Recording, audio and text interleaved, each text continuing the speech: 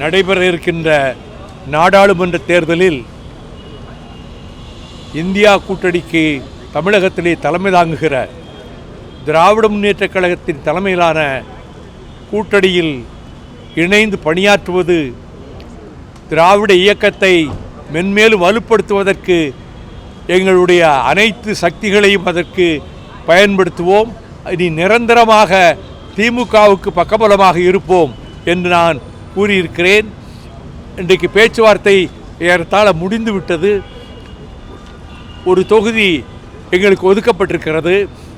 அந்த தொகுதி எது என்பது மற்ற கட்சிகளோடெல்லாம் பேசி முடித்துவிட்டு அதற்கு பிறகு கூறுவதாக உறுதி கொடுத்திருக்கிறார்கள்.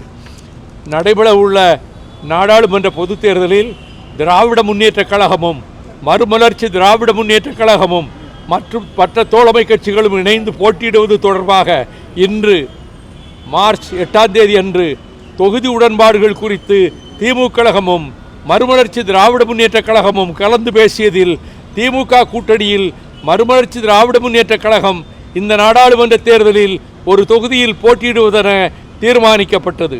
இது திமுக தலைவர் அவர்கள் தளபதி ஸ்டாலின் அவர்கள் நானும் கையெழுத்து போட்டிருக்கிறேன்.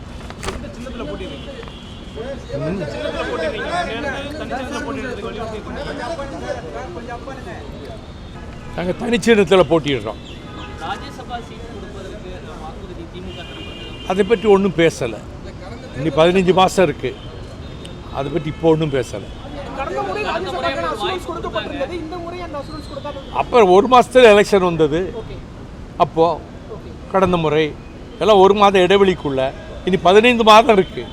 அதனால் அந்த கட்டத்தில் பேச வேண்டிய நேரத்தில் வந்து பேசுவோம்.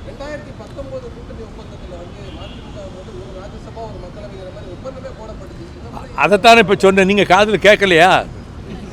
அது ஒரு மாதம்தான் இடைவெளி இருந்தது, அதை போட முடிஞ்சது. இனி 15 மாதம் இருக்குது. அந்த கட்டத்தில் வந்து நாங்கள் பேசுவோம் அப்படின்னு பண்ணுவேன். நான் 6 தொகுதியெல்லாம் விருப்பமாக கொடுக்கலையே. நாங்கள் என்ன கொடுத்தோன்னு உங்களுக்கு எப்படி தெரியும்? தெரியாது உங்களுக்கு.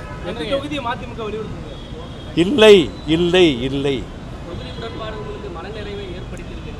மனநிறைவோடு தான் இருக்கிறேன். நாங்கள் எல்லாருமே மனநிறைவோடு தான் இருக்கிறோம். பாதகம் செய்பவரை கண்டால் நாம் பயங்கொள்ளலாகாது பாப்பா, மோதி மிதித்து விடு பாப்பா, அவர் முகத்தில் உமிழ்ந்து விடு பாப்பா. அண்மை செய்திகளை உடனுக்குடன் தெரிந்து கொள்ள இணைந்திருங்கள் இயம்நாடு தொலைக்காட்சியுடன்.